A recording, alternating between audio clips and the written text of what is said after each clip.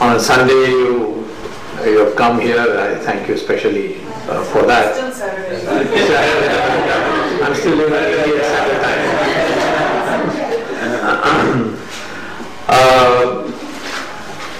I will be speaking to you, of course, about the Rama Setu matter, but I'd like to place it in perspective. And that's why I will first make some introductory remarks to see the Rama Setu matter in perspective. I myself began being concerned about the problems of the Hindu society that Hindu society is facing really after the arrest of the Shankaracharya of Kanchi. And when I found that he had been sent to jail like a common criminal on a case which was totally manufactured.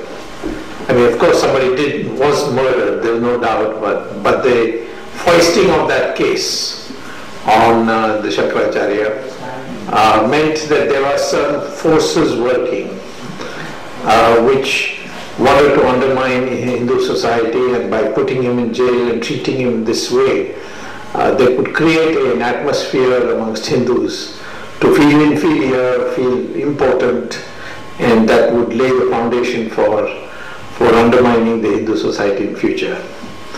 And when you look at other problems also, you find that the same way the Hindu society seems to be the target. If you look at terrorism today, you find that invariably the target is the Hindu. If the temples are, bombs are thrown in the temples, they're not thrown in churches and masjids. It's not true to say that the terrorists have no religion, have no address, they are just violent people, because they have a method in their madness, and that method is to target the Hindu. When it comes to conversion, religious conversion, it's only the Hindu who's being converted. The target is again the Hindu community. Look at the history books, the distortions that are taking place, whether it's in this country or any other country.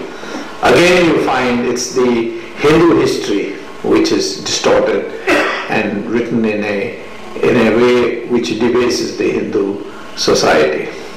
So if you go all along in all these major problems that are facing the country, you find that the Hindus are essentially on what I call as the siege. They are being attacked from all sides, and it's clear that there is a major effort being made. Which are the forces which are at work and all, I'll come to a little later, but I think that's what I need to point out. Now many people say, how can Hindus be under siege? They are 83% of the population, and how can such a big majority be under siege? Well, numbers are not by themselves enough. If you have 1,000 goats standing in a forest, and one tiger comes, all the goats will run away just in front of one tiger. Nor is it the capacity, the strength. That again is not enough. I give the example of a circus. There will be one thin ringmaster, and there will be 5 fierce lions, and they will be in the ring, and he will be totally, the ringmaster will be totally within the ring. He cannot escape anywhere, and he will have only a whip, and he'll crack the whip and make the lion climb up a chair or climb up a bench and so on. The lion will make noises, but ultimately it will obey him. Each of those lions was strong enough with his paw to give one hit to the ringmaster, and he would die. But they don't, they all obey. So it's not, to say I'm strong as a lion, well, it depends on your mind. So ultimately it's the mindset that is important, and it's the Hindu mindset which I would like to focus on. And today the attack on Hindus is no more physical like Muhammad Ghoris or Ghazni or Robert Clive and so on. It's much more the mental subversion that is taking place, and that is what we have to be beware of. If you ask me why I've taken up this issue in such strength, because I think Ram Setu was another example of where the Hindu society was being targeted in a very subtle psychological way, and that is why I decided that it should be taken up. Now, when I say mindset, what I mean is that all of us think that we are very good Hindus because we go to temples, we do puja, we celebrate Diwali, and so we think that is what it means being a good Hindu. No, that's not enough. You Hindu must have a corporate psychology, a corporate mind. If 500,000 Hindus are driven out from Kashmir, your own country, and they are living in a refugee camp, it's called a refugee camp. Imagine Hindus being called Indian citizens, Hindus being called refugees, and they are living in refugee camps in Delhi and in Jammu. And they've been living since 1989, and there's just no one seems to care. And that is the psychology I'm talking about. The whole of India should feel annoyed, upset, in a state of rebellion. That how can 500,000 people, Hindus, be driven out just because they are Hindus? And people worry about masjid being broken in one place, but every day temples are being broken in Kashmir, and there are other places too. And for example, if you take Malaysia, look what's happening to the Hindus there, what is happening in Guyana, what's happening in Kazakhstan. The Hindus are being systematically targeted, not only here but all over, because Hindus they can't do it for other religions, because the other religions have countries of their own. Hindus unfortunately don't have a country of their own. There was only one called Nepal, and that's also gone now. So essentially the Hindu corporate psychology is what I would like to emphasize and speak to you about.